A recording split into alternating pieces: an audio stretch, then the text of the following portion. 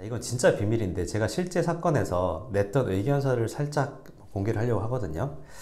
다른 변호사님들도 사실 제 유튜브를 좀 많이 보시기 때문에 이 내용을 서면에다 가져다가 쓰실 수도 있겠지만 우리 구독자님들을 위해서라면 제가 제 노하우를 풀어드려야겠죠. 변호사요? 네.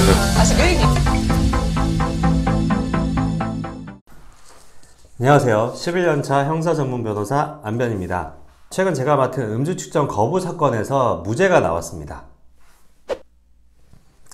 전세 판결 중에 무죄 판결이 나올 확률이 몇 %인지 혹시 아시나요? 대검찰청에서 발간하는 검찰 통계 시스템에 따르면 2019년도에 0.82%, 2020년도에 0.81%, 2021년에 0.99%인 거 보이시죠?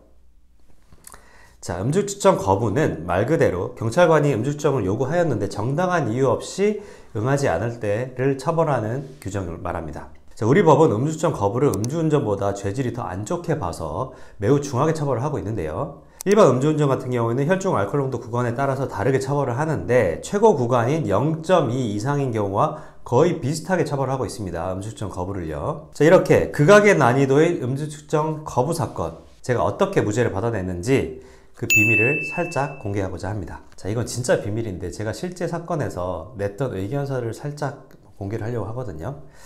다른 변호사님들도 사실 제 유튜브를 좀 많이 보시기 때문에 이 내용을 서면에다 가져다가 쓰실 수도 있겠지만 우리 구독자님들을 위해서라면 제가 제 노하우를 풀어드려야겠죠. 제가 의견서에서 펼친 논리적 사고의 흐름을 보여드릴 텐데 이게 놀랍게도 판결문에 그대로 녹아 들어가 있습니다. 판사님께서도 제 논리가 맞다고 인정을 하신 거겠죠. 아래에서 그 내용을 보여드릴게요. 자, 여러분, 누군가를 처벌하는 모든 법에는 그 처벌의 이유가 있습니다. 이것을 입법 목적이라고 하는데요. 제가 이렇게 생각을 했죠. 자, 그러면 음주 측정 거부 행위를 처벌하는 그 입법 목적을 먼저 한번 알아봐야겠다. 대법원 판례를 찾아보니까 쭉 내용을 여기 띄워드릴 텐데 내용이 좀 길어요. 근데 이걸 세 줄로 딱 요약을 하자면 음주 측정 불응행위 자체의 불법성을 처벌하는데 그 목적이 있지 않다. 혈중 알코올 농도 0.2 이상의 주치운전죄와 동일한 법정형으로 매우 엄격하게 처벌하고 있기 때문에 음주 측정 거부죄를 판단할 때는 매우 신중하게 판단해야 된다. 이렇게 볼 수 있습니다. 자, 이게 음주 측정 거부죄의 입법 목적을 아우르는 판례의 내용이고 여기서 모든 논의가 시작이 되어야겠죠. 그래서 저는 이것을 의견서 처음에 설명을 했습니다. 제 의견서 나오죠. 그랬더니 판결문에서도 제가 인용한 이 판결을 서두에 그대로 인용을 했고요.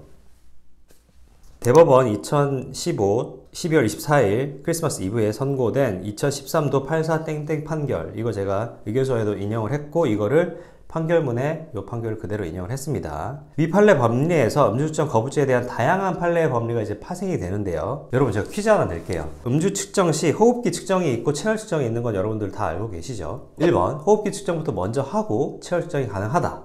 2번 호흡기 측정을 건너뛰고 체열 측정부터 바로 가능하다. 1번, 2번 중에 뭐가 정답일까요? 자, 호흡기 측정을 먼저 해야지 체열이 가능할 것 같죠? 그런데 놀랍게도 정답은 2번입니다. 이게 5년차, 10년차 음주 단속 경찰관들도 잘 모르는 내용입니다. 자, 판례 한번 볼게요. 운전자가 처음부터 호흡기 측정기에 의한 측정 방법을 불신하면서 혈압 지수에 의한 측정을 요구하는 경우에는 호흡기 측정에 의한 측정의 절차를 생략하고 바로 혈압 지수에 의한 측정으로 나아가야 한다. 이렇게 판시를 하고 있네요. 제 의견서도 당연히 이 판시의 내용을 인용을 했고요. 이번 판결에서 제 의견서에 인용한 이 판례를 또 그대로 인용을 하고 있습니다. 2002년 10월 25일날 선고된 2022도 42 땡땡 판결. 그렇죠? 자, 그리고 또 우리 사안에서 음주단속 관련 이제 바디캠, 경찰들이 음주단속할 때 바디캠을 이제 찍고 하거든요. 그 영상을 보니까 경찰관들이 호흡기 측정을 요구를 하자 의뢰인이 계속해서 체열 측정을 요구를 했습니다. 음주단속할 때 보통 한 명이 하지 않거든요. 저희 사안에서는 무려 4명이 의뢰인을 이렇게 삥 둘러싸고 음주 측정을 요구를 했습니다. 근데 그 중에 단 한 명의 경찰관만 당신이 체열 측정을 원하면 체열 측정 해주겠다 라고 이야기하고 나머지 3명은 호흡기 측정을 먼저 해야지 체열 측정이 가능하다 라고 잘못 안내를 했어요.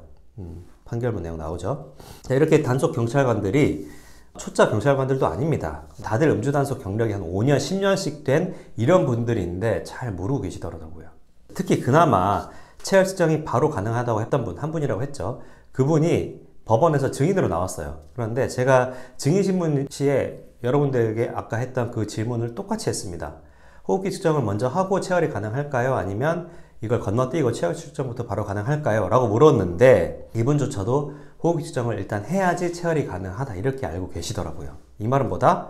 이분도 현장에서는 체열 측정을 요구하니까 체열 측정 가능하다 라고 안내를 했지만 사실은 호흡기 측정을 먼저 해야지 체열 측정이 가능하다라고 잘못 알고 있었던 거죠. 자, 또 다음 포인트가 있었습니다. 이 사안에서 의뢰인은 호흡 측정기에 응하긴 했는데 충분히 이제 세게 불지 못해서 호흡 시료 부족이라고 이렇게 뜨거든요. 그래서 측정 거부로 입건이 되었습니다. 그런데 여기서도 주장할 포인트가 있었죠. 의뢰인은 초등학교, 중학교 때부터 천식을 앓고 있었고 폐 기능에 정상인에 다소 미치지 못하는 제한성 환기장애를 가지고 있었던 거죠. 따라서 호흡 측정 시 세게 불지 못할 어떤 사정이 있었던 겁니다. 이 부분도 제가 의견서에서 주장을 했어요. 그랬더니 이 부분도 판결문에서 이렇게 받아주셨습니다. 제가 이렇게 포인트들을 콕콕 집어서 주장을 했고 이 주장이 먹혀 들어가서 결국에는 무죄 판결이 나왔습니다. 여러분들은 근데 오해하시면 안 되는 게 모든 음주 측정 거부를 제가 무죄로 만들어 드리겠다 이런 말씀이 절대 아니에요. 우리 의뢰인의 경우에는 충분히 음주 측정에 응하고자 했음에도 여러 가지 이유 때문에 입건이 됐었고 이게 재판까지 오게 됐던 겁니다. 이런 사정이 없이 진짜 술 마시고도 뻔뻔하게 음주 측정에 응하지 않은 경우 이거는 처벌받는 게 맞겠죠. 자, 오늘의 한 줄 평. 그래도 여러분 술 한 잔이라도 마셨다면 운전대 절대 접으면 안 됩니다.